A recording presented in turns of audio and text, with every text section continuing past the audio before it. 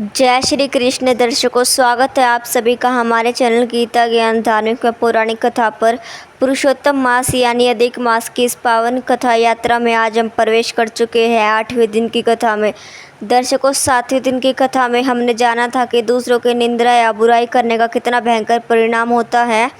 आज 8वें दिन की कथा हमें एक बहुत ही गहरे सत्य से रूबरू कराएगी। आज हम जानेंगे कि कुसंगति, बुरी संगत का इंसान के जीवन पे क्या प्रभाव होता है और सत्संग, अच्छी संगत कैसे एक पापी को भी साक्षात नारायण का प्रिय बना देती है। अगर आप भी अपने जीवन में सुख, शांति और तरक्की चाहते हैं तो आज की यह कथा आपके लिए बहुत ज़रूरी है। कथा को पूरा और ध्यान से सुनिएगा। तो चलिए बिना देर किए शुरू करते हैं आज की पावन कथा।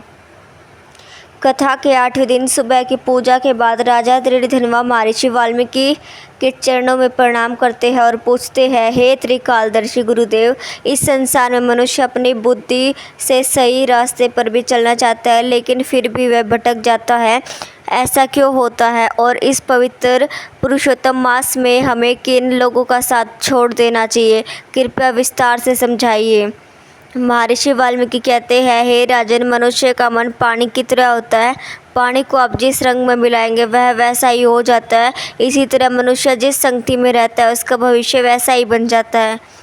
पुरुषोत्तम मास में कुसंगति का त्याग करना व्रत का एक मुख्य नियम है। इस विषय को समझाने के लिए मैं तुम्हें एक चंदन के पेड़ और काले नाग की बेहद अनोखी और कहानी सुनाता हूँ। महर्षि वाल्मीकि कथा सुनाते हुए कहते हैं, विंध्याचल पर्वत के घने जंगलों में एक बहुत ही विशाल और पुराना चंदन का वृक्ष था। उस चंदन के वृक्ष की लकड़ी इतनी सुगंधित और पवित्र थी कि उसकी खुशबू पूरे जंगल में महकती रहती थी। जो भी पशु पक्षी या थका हुआ राही उस पेड़ के नीचे आता उसे असीम शांति मिलती थी। उसी चंदन के पेड़ की जड़ों में कालिया नाग, एक अत्यंत विषैला और क्रूर नाग, रहता था। वह सांप बहुत ही क्रोधी स्वभाव का था। वह बिना वजह जंगली जानवरों को डस लेता और अपनी फुकार से हरे भरे पौधों को भी जला देता था। चंदन का पेड़ बहुत दयालु था। उसने कई बार उस सांप को समझाने की कोशिश की कि पेड़ कहता है, हे कालिया, तुम इतने पवित्र चंदन के पेड़ के पास रहते हो, फिर भी तुम्हारे भीतर इतना जहर और नफरत क्या हुआ है? तुम क्यों दूसरों को नुकसान पहुंचाना छोड़ देते? लेकिन वह सांप हमेशा घमंड में कहता, मैं अपनी प्रकृति नहीं बदल सकता। मुझे दूसरों को डराने और नुकसान पहुंचाने में ही मज़ा आता है। पेड़ ने धीरे धीरे सांप को भी समझाना बंद कर दिया, लेकिन वह उसकी संगति में रहने को मजबूर था। समय बीतता गया और पुरुषोत्तम मास का पवित्र महीना आया। एक दिन एक धर्मात्मा लकड़हारा सूखी लकड़ियाँ बीनने के लिए उस जंगल में आया। उसने जब उस चंदन की पेड़ की दिव्य सुगंध सूंघी तो वह मंत्रमुग्ध हो गया। उसने सोचा, यदि मैं इस पवित्र चंदन की कुछ सूखी लकड़ियाँ ले जाऊं, पुरुषोत्तम मास में भगवान विष्णु के मंदिर में दान कर दूंगा तो मेरा जीवन धन्य हो जाएगा। जैसे ही लकड़हारा पेड़ के पास पहुंचा, जड़ों में बैठे उस दुष्ट सांप ने गुस्से में फुफकार मारी और लकड़हारे को डसने के लिए आगे बढ़ा। लेकिन तभी लकड़हारे ने सूझबूझ से काम लिया और अपने कुल्हाड़ी के पिछले हिस्से से सांप को दूर धकेल दिया। सांप को बहुत गुस्सा आया। वह पेड़ की टहनियों पर चढ़ गया और जोर जोर से फुफकारने लगा।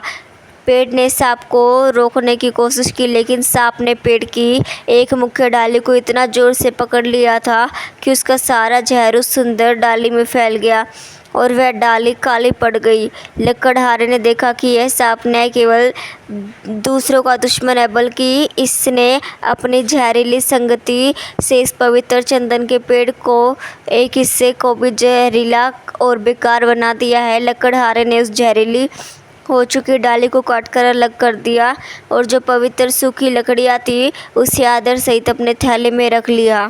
महर्षि वाल्मीकि कहते हैं, हे राजन, कुछ समय बाद जब उस सांप की मृत्यु हुई तो उसे उसके क्रूर कर्मों और कुसंगति के कारण भयंकर नरक में डाला गया।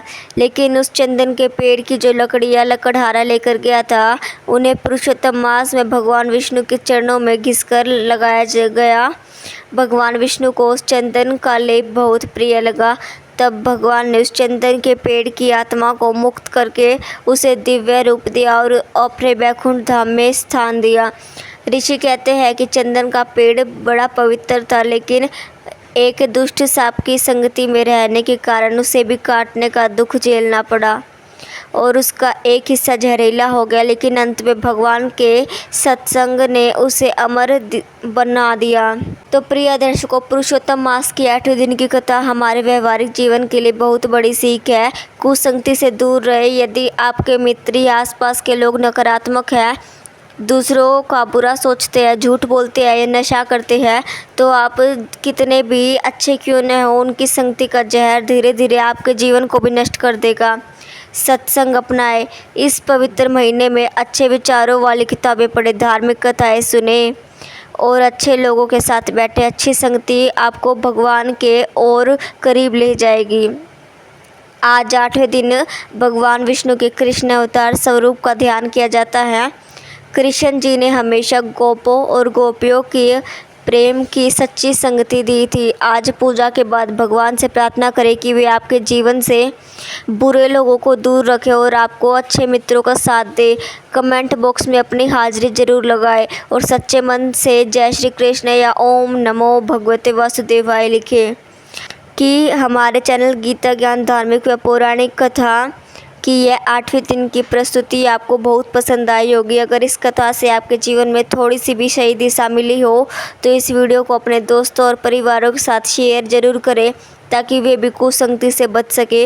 वीडियो को लाइक करना और चैनल को सब्सक्राइब करना बिल्कुल मत भूलिएगा। कल मिलते हैं 9वें दिन की कथा और एक नई और दिव्य पुरानी कथा के साथ। तब तक के लिए भगवान पुरुषोत्तम की कृपा आप सब पर बनी रहे। धन्यवाद। जय श्री कृष्ण।